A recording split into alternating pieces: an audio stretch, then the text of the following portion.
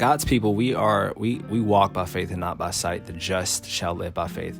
This whole life with God, this relationship with the Lord, requires that we trust him. Proverbs 3:5-6, trust the Lord with all of your heart. So God expects his people to trust and have faith in him. My pastor recently said something, this amazing point of God's greatest pleasure is to be believed, but his greatest pain is to be doubted.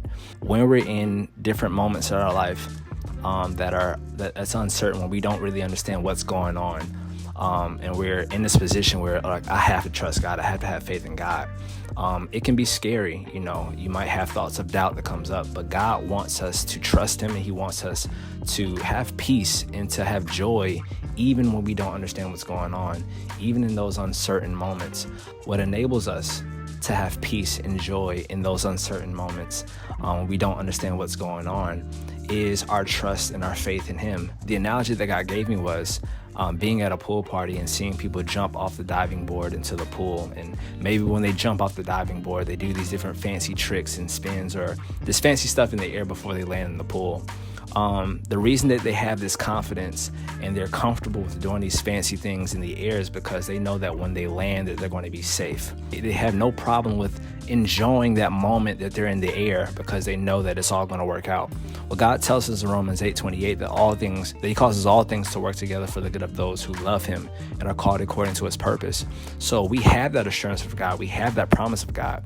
So when God tells us to do something, or he allows something to happen in our life, and he tells us, hey, it's going to be okay, just trust me. Or he tells us not to worry about anything, Philippians 4:6. We should believe God at his word. And when we believe God, when we truly believe him, we're able to have joy and we're able to have peace in that in-between. Just like the person being confident and being comfortable with enjoying that moment in the air before they fall into the pool or into the foam pit because they know it's going to be safe. They know that it's going to be a good outcome.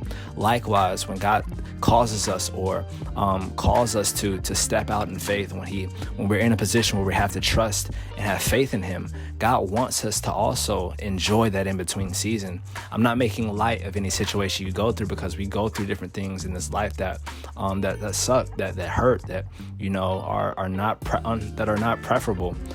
So it's okay to deal with the emotions and the reality of what's going on, but God does not call his people to stay there. We have hope.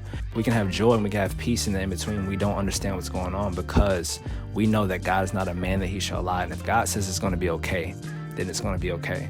So I want to encourage you, if you're going through anything right now in this moment of your life, in this season of your life, enjoy the in-between. Even if you don't know, if you don't understand everything that's going on, it's okay.